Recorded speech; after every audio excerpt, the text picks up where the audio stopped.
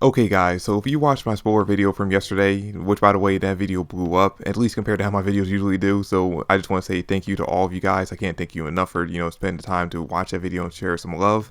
But if you watched that video, then you already knew going into this chapter that it was going to be fire. Because we were going to be getting two high tier devils making their appearance in this chapter, and one of them was Lucifero. So let's just jump right into this chapter and talk about it so we can see what this final boss level monster can fucking do. Okay, so this chapter opens up right after Asta cut the giant devil worm in half, and we see that one of the hats are about to fall on a bunch of people that are directly below it. I'm not sure why they're sitting there, but lucky for them, Yuno appears with Mimosa still in the middle of healing him, and he uses Spirit of Arrows to destroy the other half. And we get this nice shot of the two brothers, Asta and Yuno, looking at each other from across the battlefield, acknowledging that the other just did something incredible. Which, now that I think about it, is the first time these two characters actually interact with each other at all since the second half of this arc started. And then we see Pantry finally participating in this arc by catching William, which, this makes sense for him to be the one to catch him since he does have the strongest connection to William out of the three characters who actually came here to save him. Then we cut over to Yami with the Black Wolves minus Nak and Asta, telling them that they all did a great job, still fulfilling his role as the squad's dad. And obviously everyone's just happy to see that he's alive, although he definitely looks like he's on death's door, so I wouldn't expect him to be getting involved in any fights for some time, which does kind of suck because it's been such a long time since we got to see this man in action, and I was honestly dying to see it again. But after that, we get a bunch of panels seeing everyone celebrate because they think the fight's over. And we have these two random Space Kingdom soldiers who are talking about rebuilding the kingdom now that the Triad's gone. And they're looking at Yuno, who's with Ralph, and it's implying that they probably want him to retake the throne, which does make sense since he is technically the Prince of the Space Kingdom. But I don't really see Yuno fulfilling that role, at least not until him and Asta finally settle who's going to end up being the next Wizard King. But you know what, none of that matters anyway, because on the very next page after we get to see everyone celebrating, we see this really dope looking devil show up next to the two guys, telling them, hey, you guys should be running right now. And we find out from Nock that this is actually the high-ranking devil that was supposed to come out of the second gate. We don't know a name just yet, but we do know that this is definitely a very powerful devil that we might have to deal with in the future. But they say, hey, I don't know why you guys are just sitting here, because Lucifero's manifestation is about halfway through, so you should really be running right now. And then we see this swirling vortex of what remains of the worm turn itself into a ball, and out from the ball comes this figure that tells them, hey, your heads are way too high right now, and with just a point of his finger downwards, it basically causes everyone and everything around him to flatten into the ground. And this includes characters like Fugoyan, Nozel, and Yuno.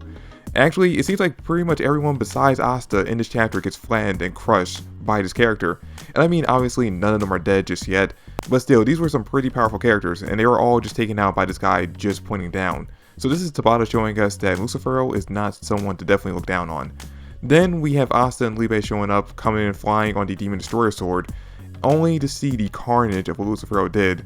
And then out of nowhere, Lucifero appears right in front of them, or right beside them, saying, so you're the bastard who was foolish enough to interfere with my complete manifestation. And yo, the look that Asta has on his face at the end of the chapter when he's face to face with the absolute supreme devil of the underworld is just pure panic, and that's where the chapter ends.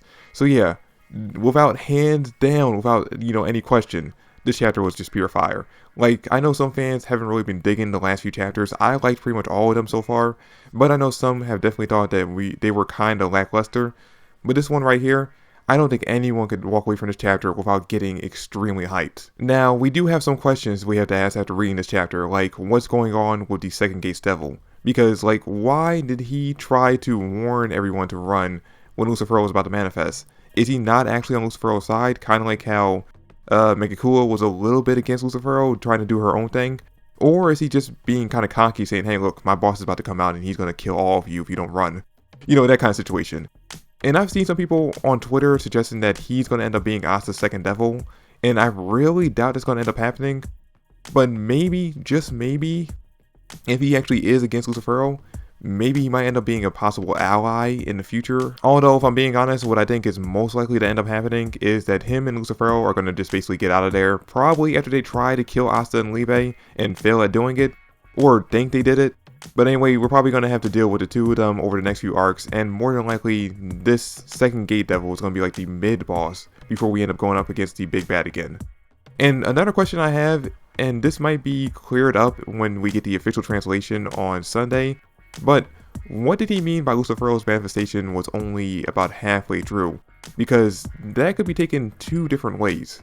Either he meant at that exact moment right then when he was telling them that Lucifero's manifestation was almost done, and then once we see him emerge from the ball, then it was complete and he was fully manifested, or that this manifestation of Lucifero that we see in this chapter is only a half manifestation, kind of like what happened with Megakula, where she was only about a third manifested when we got to see her against Noelle and Nozel, which would mean that he's only about half as powerful as he should be.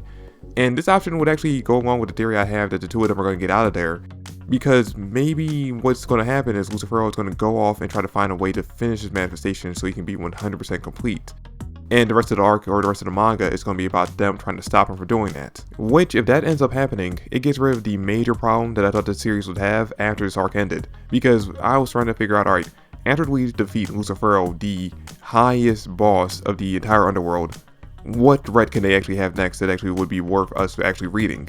But by having Lucifero escape and trying to basically center the entire manga, or the entire rest of the manga, around stopping him from manifesting completely, that just, gives us plenty of time to explore more of the world, try to find different places where we can find different ways to stop him.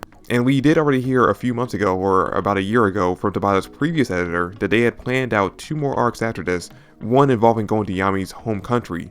So maybe this actually could be the way we get into that arc, maybe in order to heal Yami from what's killing him or from the after effects of the ritual, they go to his home country to find some special cure or find his family to basically help him out.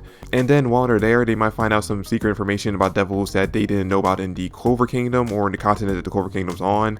And possibly we might end up finding out more about Charmy, because I believe one of the other arcs that the editor mentioned was them planning on going back into Charmy's backstory with her dwarf heritage, which could also possibly end up leading us into finding out more information about devils and finding a way to stop Lucifero. Basically, if Tabata ends up going the route that I think he's going to go, he has opened himself up to plenty more arcs for this series. But anyway guys, that's pretty much it for this video. I really do hope you all enjoyed it, and let me know down below what your guys' thoughts about this chapter are. I'm not going to lie, this chapter to me was pretty much a solid 10 out of 10, but I want to hear your thoughts below. Anyway, thanks for watching, and I'll catch you all in the next one. Peace.